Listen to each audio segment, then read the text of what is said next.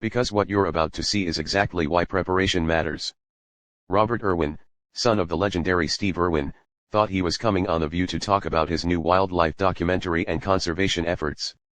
The 20-year-old had been making rounds on various talk shows, charming audiences with his passion for animals and carrying on his father's incredible legacy. Every interview had gone smoothly. Hosts were respectful, questions were thoughtful, and Robert's natural charisma shone through as he spoke about protecting endangered species. But Joy Behar had other plans. The moment Robert walked onto that stage, something felt different. The usual warm welcome was replaced by a cold, almost predatory smile from Joy. The other hosts seemed unusually quiet, almost like they knew what was coming, but couldn't do anything to stop it. Robert, being the polite and professional young man he is, smiled and waved to the audience, completely unaware that he was walking into what could only be described as a verbal ambush. "Welcome back to The View," Joy announced, her voice carrying an edge that the studio audience didn't quite catch yet. "We're here with Robert Irwin, wildlife conservationist and son of the late Steve Irwin. Now, Robert, I have to ask you something that's been bothering me for quite some time." Robert shifted slightly in his seat, his media training kicking in as he maintained his composed smile. "Of course, Joy, I'm here to answer any questions you might have." "Good, because I've been watching your interviews, your documentaries, your whole public persona." "Billy," Joy continued, leaning forward with what could only be described as a hunter's focus, "and I have to wonder, don't you think you're just riding on your father's coattails? I mean, what have you actually accomplished on your own?" The studio fell silent. The audience seemed to sense the shift in energy, and the camera caught Robert's face as his smile faltered for just a moment, but he recovered quickly. Years of dealing with difficult questions about his father's legacy having prepared him for moments like this. "Well, Joy, I understand why people might think that," Robert replied, his voice steady, but you could hear the slight tension creeping in. "But I've been working in wildlife conservation since I was a child. I've helped rescue thousands of animals. I've worked on breeding programs for endangered species, and I've dedicated my life to continuing the important work my father started." Joy wasn't satisfied. In fact, she seemed to be just getting warmed up. "But that's exactly my point," she pressed, her voice becoming more aggressive. "You're continuing his work. Where's your original contribution? It seems to me like you're just playing dress up in khakis and pretending to be Steve Irwin. Don't you think it's time to find your own identity instead of living in your father's shadow?" The other hosts exchanged uncomfortable glances. Whoopi Goldberg looked like she wanted to intervene, but Joy was on a roll and wasn't about to be stopped. Robert took a deep breath and you could see him fighting to maintain his composure. "Joy, with all due respect, conservation isn't about personal glory or making a name for yourself. It's about protecting animals and their habitats. Whether I'm continuing my father's work or creating my own path, the important thing is that the work gets done." "Oh, please," Joy scoffed, actually rolling her eyes on live television. "That's such a convenient answer. You know what I think? I think you're afraid to step out from behind your father's reputation because you know you don't have what it takes to make it on your own. You're 20 years old, Robert. When are you going to grow up and stop playing with animals?" That's when something changed in Robert's expression. The polite, media-trained smile completely disappeared, replaced by something much more authentic and infinitely more dangerous. His jaw tightened, his hands gripped the arms of his chair, and when he spoke, his voice carried a weight that made everyone in the studio sit up and take notice. "Playing with animals," Robert repeated, his Australian accent becoming more pronounced as his emotions intensified. "Joy, do you have any idea what my work actually involves? Do you know that last month I helped save a mother koala and her joey from a bushfire? Do you know that the breeding program I helped develop has successfully reintroduced echidnas to areas where they'd been extinct for 30 years? Joy started to interrupt, but Robert wasn't finished. "You want to talk about growing up? Let me tell you about growing up. I grew up watching my father get bitten by venomous snakes while trying to relocate them away from populated areas. I grew up helping my mother run a wildlife hospital where we've treated over 100,000 injured animals. I grew up understanding that conservation isn't a game or a career move. It's a responsibility." The tension in the studio was palpable now. The audience was completely silent, hanging on every word, and the other host looked genuinely concerned about where this confrontation was heading. Joy, however, seemed to interpret Robert's passion as weakness, and she made what would turn out to be a critical error in judgment. "Look, Robert, I understand you're emotional about this, she said, her tone now condescending in a way that made viewers at home cringe. But emotion doesn't change facts. The fact is, you're famous because your father was famous.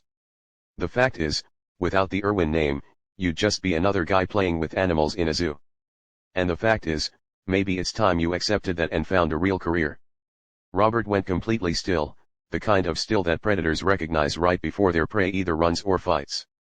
And Robert Irwin was definitely his father's son.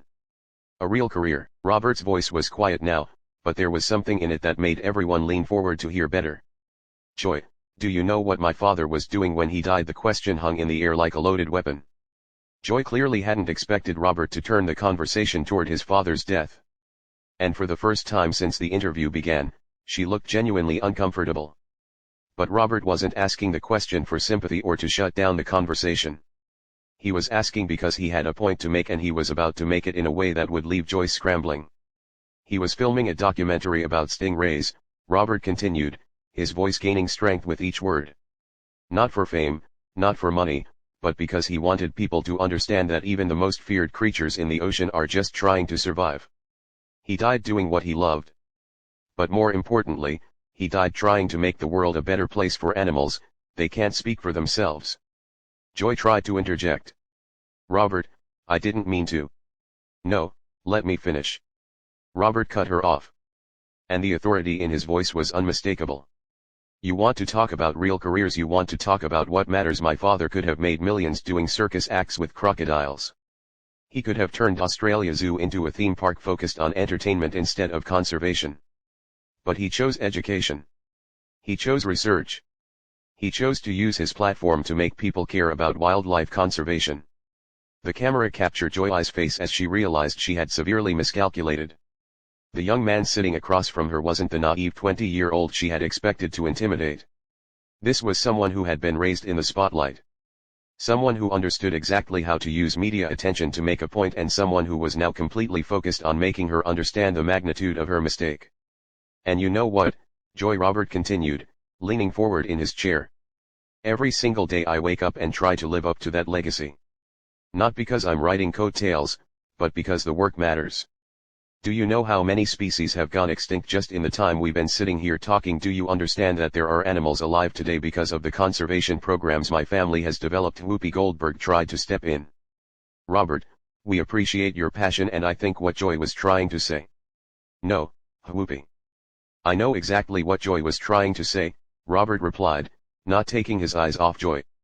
She was trying to diminish my work and my father's legacy because she thinks conservation is just playing with animals. She thinks that because I'm young and because I'm passionate about wildlife, that somehow makes my work less legitimate. Joy finally found her voice again, but her tone had shifted dramatically. Gone was the aggressive confidence, replaced by something that sounded almost defensive. Robert, I think you're overreacting. I was simply asking legitimate questions about your career path. Legitimate questions. Robert's voice rose slightly and you could hear the frustration building. Joy, you accused me of playing dress up and told me to find a real career. How is that a legitimate question? Would you ask David Attenborough if he was just playing with animals? Would you tell Jane Goodall to find a real job? The comparison hit its mark. The audience began to murmur and you could see some people in the crowd shaking their heads in disapproval at Joy's line of questioning. Joy, realizing she was losing control of the narrative, tried a different approach. Look, Robert, I think there's been a misunderstanding here. I was simply trying to explore whether young people in your position feel pressure to follow in their parents' footsteps.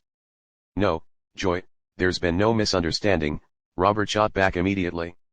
You specifically said I was afraid to step out from behind my father's reputation. You said I don't have what it takes to make it on my. You told me to stop playing with animals and find a real career. Those weren't questions about pressure. Those were attacks on my character and my life's work. The other hosts were now clearly uncomfortable. Sarah Haynes was staring down at her notes.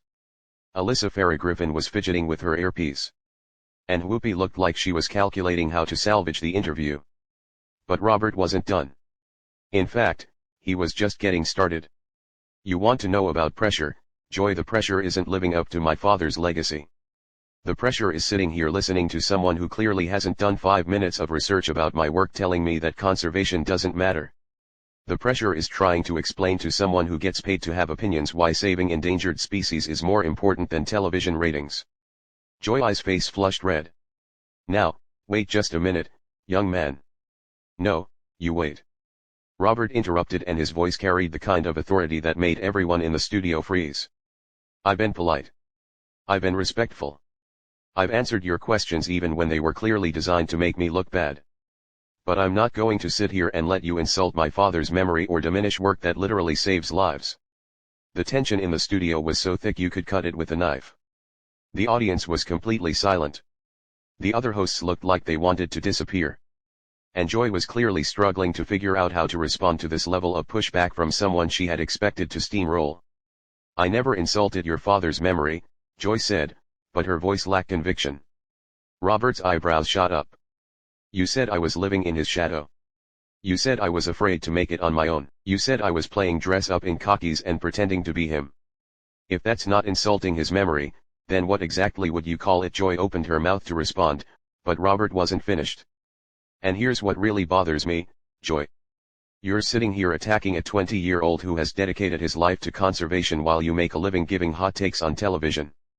You want to talk about real careers, you want to talk about making a difference. How many animals have you saved? How many species have you helped protect? How many young people have you inspired to care about something bigger than themselves? The studio was dead silent. You could practically hear the producers in the control room trying to figure out whether to cut to commercial or let this play out. Joy looked like she had been slapped, and the other hosts were exchanging glances that clearly said they had never seen anything like this before. But Joy Behar didn't become a television host by backing down from confrontation. And despite being clearly outmatched, she decided to double down in the worst possible way. You know what, Robert, I think I touched a nerve here. And maybe that's exactly what needed to happen. Maybe you do need to hear that not everyone thinks you're special just because of your last name. That's when Robert Irwin truly lost it. The transformation was instant and shocking. Robert's entire demeanor changed in a way that sent a visible ripple of alarm through everyone on that stage. His hands gripped the arms of his chair so tightly his knuckles went white, his jaw clenched, and when he spoke, his voice carried a level of controlled fury that made the entire studio hold its breath. Special because of my last name. Robert's voice was dangerously quiet now. Joy, do you have any idea what you just said? Joy, perhaps finally realizing she had pushed too far, started to backtrack. Robert, I think we should. No, absolutely not. Robert cut her off, standing up from his chair in one fluid motion. You just told me that people only think I'm special because of my last name. My father's name. The name of a man who died trying to make the world better for animals. So, let me tell you exactly what that name means to me. The camera captured every moment as Robert stood there towering over the seated hosts, his entire body radiating an intensity that was both compelling and slightly terrifying. This wasn't the polished media-trained young conservationist anymore. This was raw emotion, and it was about to explode. That name means getting up at 4 in the morning to help deliver baby animals because that's when nature doesn't care about your schedule. That name means spending your childhood learning to read the body language of crocodiles because one mistake could kill you.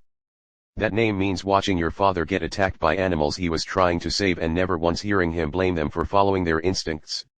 Joy tried to interrupt again. Robert, please sit down. And I'm not sitting down. Robert snapped, his Australian accent now thick with emotion. You wanted to have this conversation, so we're going to have it. That name you think makes me special. It also means growing up knowing that people are watching every move you make, waiting for you to fail, waiting to say you're not as good as your father. It means carrying the weight of a legacy that changed how the world thinks about wildlife conservation. The other hosts were frozen in place, clearly unsure whether to intervene or let this play out. The audience was completely riveted, phones undoubtedly recording every second of what was becoming one of the most explosive live television moments in years. But you know what, Joy, Robert continued, his voice rising now. I'm not ashamed of that name. I'm not afraid of that legacy because every time someone tells me I'm just riding coattails, every time someone like you suggests I should find a real career, it reminds me exactly why this work matters. It reminds me that there are people in this world who care more about tearing others down than building anything up themselves. Joy's face was now bright red, whether from embarrassment or anger was impossible to tell.